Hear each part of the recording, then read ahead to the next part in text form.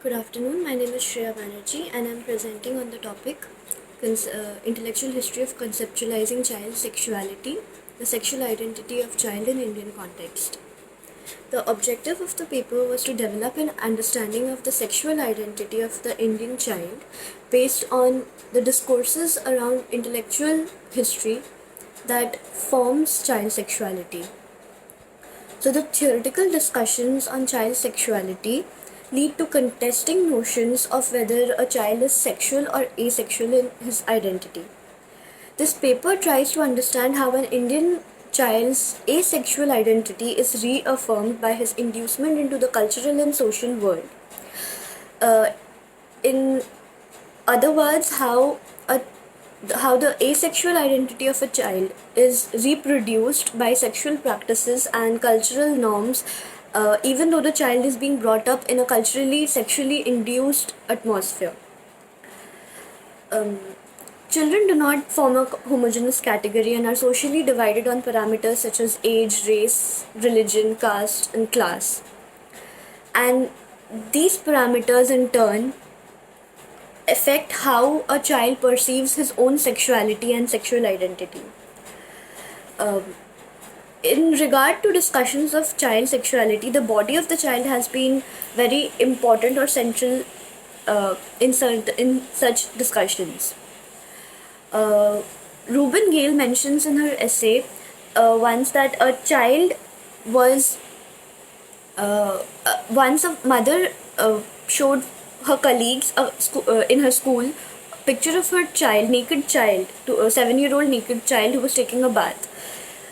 This resulted in her expulsion from the school. This also implies how culture is mediated through the body of a child. So, on one hand, the sexuality of a child is dismissed, discourses around it that talk about the sexual identity of a child are not given space, and on the other hand, just a naked photograph of a child can destabilize the adult procreative sexual culture that the society has been reinforcing constantly. So this justifies her expulsion because the naked photograph was against the heteronormative culture that the society wants to prevail. Freud is one such psychologist who has placed a very important focus on the body of the child when he talks about how the body of the stroking, how the child being stroked, being fed, or being held ultimately results in over socialization of him being a man, him or her, as in how these acts constitute as sexual acts that ultimately lead to the sexual perception of the child when he grows into an adult. There are social practices that insulate children's knowledge of experience and sexual knowledge and experience. They place children as good children or bad children based on bad actions and good actions, transgressions and perversions.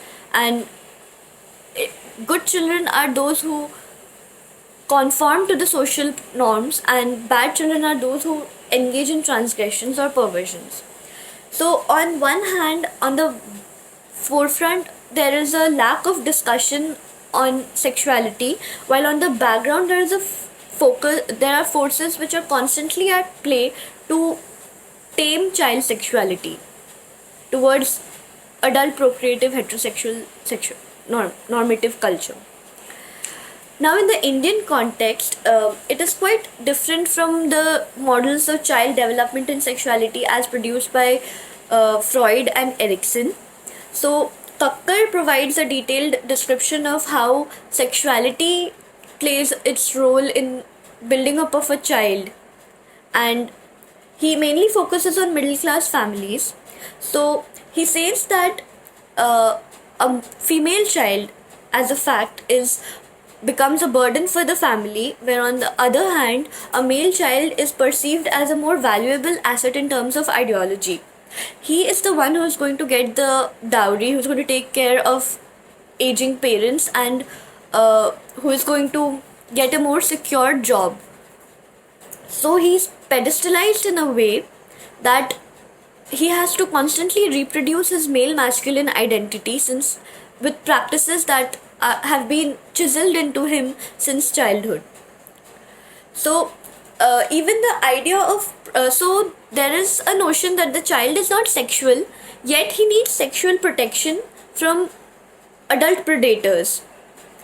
And this protection, sexual protection, is also gendered in a way that it sees girl children as need for more available sexual protection than male children. So female children are extended more sexual protection than male children, as their body, as honor, izzat, is placed on the body of the women, and that has to be protected for the honor of, for the protection of the honor of the community in general. Now there is a binary that power plays. There's a binary in sex that is created by power, and this binary is between what is legible, what is illegible, what is licit, what is illicit. So the state's role is to normalize this licit heterosexual culture against the illicit transgressions. In this respect, certain sexualities are given space while others are dismissed. Veena Das provides a lengthy quote. Veena Das, in her essay Gender, Subjectivity and Violence, provides a lengthy quote of a rape trial of a 2-year-old where the judge held that the perpetrator, in his act of sexual violence, that the act committed by the perpetrator was considered as a sexual act, yet the act committed upon the girl child, 2-year-old girl child, was not sexual, since it was debated whether the 2-year-old girl child had a sexualized body. So, according to Veena Das, it is important if the child has been sexualized to determine whether the offense committed against her is sexual or not. So here in this case, the girl child had a sexualized body because the institutions that bear her sexuality, such as the family, such as motherhood, such as marriage, these institutions are validated by her sexualized body. Yet a male child's body is not dependent on these institutions, and therefore he is not in need of that level of sexual protection that a girl child is needed, or his body is not sexualized as much as a girl child's body is sexualized. Also, it is important to notice the focus, the ominous silence that prevails around discourses of child sexuality, and these forces, and there are forces that redirect child sexuality to adult procreative sexuality. There is a systemic violence of moral systems, and there are elements which can be termed as objective systemic violence that Lizek talks about, which are not visible, yet they are present in the society and constantly in work, such as family, education system, moral systems, and the societal norms that tame child sexuality towards one particular direction. In conclusion, rejecting child sexuality while the child is being born in a culturally sexually induced atmosphere generates confusion in the child regarding its own sexual manifestations. This paper argues not for an outlook that advocates children with a sexual identity or this paper does not advocate a sexual character of a child. It argues how the dominant notion of asexuality of a child is reinforced and reproduced through social practices and ideologies constantly, and how this dominant notion sometimes provides a contextual reality of real experiences.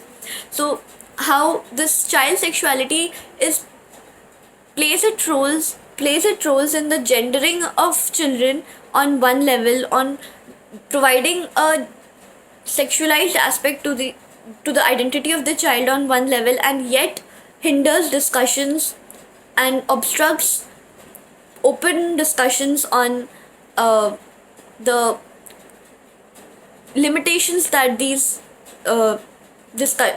limited discourses can cause. Thank you.